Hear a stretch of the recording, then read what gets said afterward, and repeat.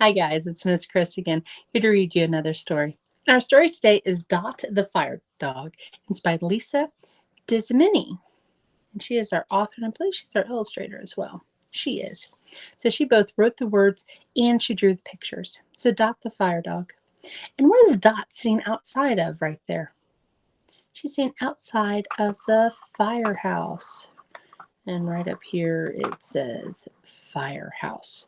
So that's how we know that she's outside the firehouse. For all junior firefighters, especially Robert Martin Stanberg. So that is her dedication that she made. Dot the fire dog lives in the firehouse and sleeps by the firefighters' big rubber boots. Dot is a Dalmatian. That's the kind of dog she is. We know that because she's white with all these black spots.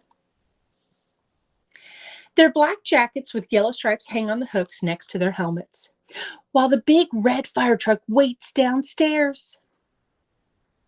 What are they all waiting for? Oh, I think they're waiting for a fire. The firefighters might be stirring a pot of spaghetti or reading a book or playing catch with Dot when ring, ring, ring, ring. Everyone stops. Now they move fast. They pull on their big rubber boots and they put on their pants and their jackets. Don't forget your helmets too. You too, Dot. Where are they going? They're going to go on a fire to fight a fire. Dot and the firefighters jump into the truck and drive out the firehouse door. They turn on the sirens and everyone gets out of their way.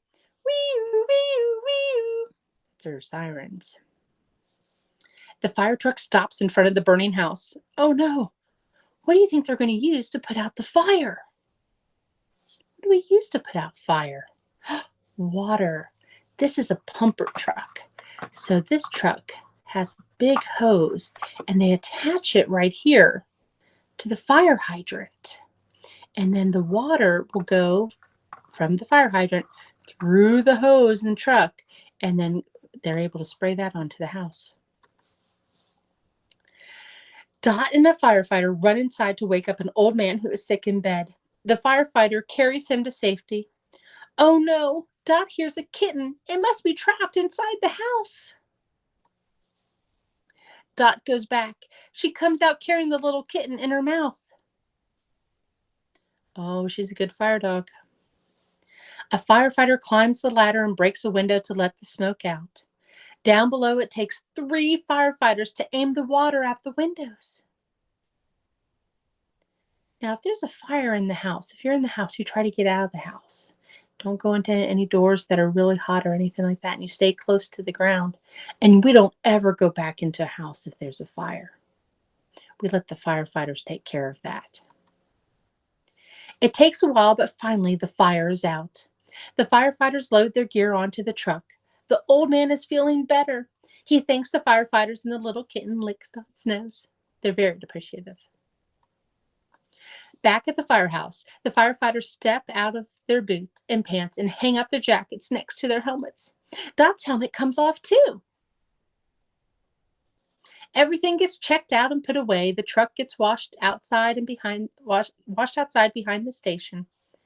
They have to clean everything off. What do you think might have gotten on the truck? I think they may have gotten some soot from the smoke and everything from the fire.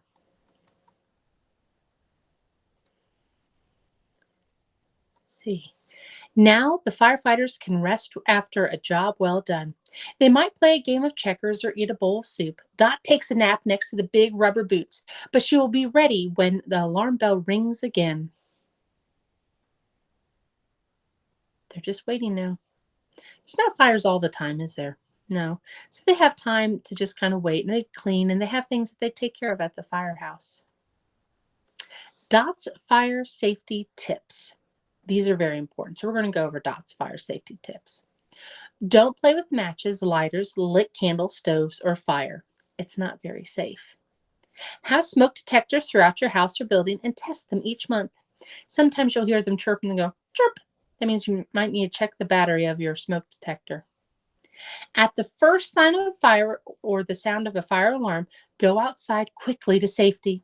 If you can't get out, stay low to the ground. Now, don't hide. Stay where firefighters can find you because you want them to be able to find you. Do not go back into the building no matter what. You tell an adult about the fire if you see one. Know your local emergency number. Ours is 911, but we only call that in case of emergency, okay? We don't just want to pick up the phone and just dial that. That's only in case we have a fire or somebody's really, really hurt and we need an ambulance or a firefighter to come to our house. Set up an escape plan with your family and practice it. Just like we practice fire drills at school, at home, you have to practice that fire safety too. Plan where your family will meet outside. So if you have to leave your house, know where you have to go.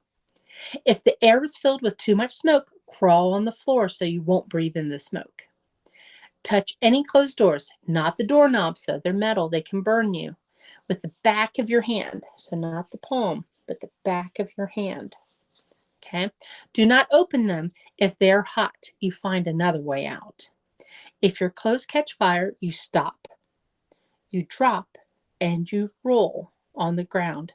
Don't run, okay? Fire can expand when it gets more oxygen. So if you run, you're going to get more oxygen to that fire. So you stop, you drop, and you roll to put out fire if you ever have fire on you.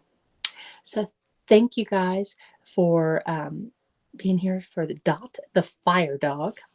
It's a very cool story. And I will see you guys again later with another story. So bye, guys.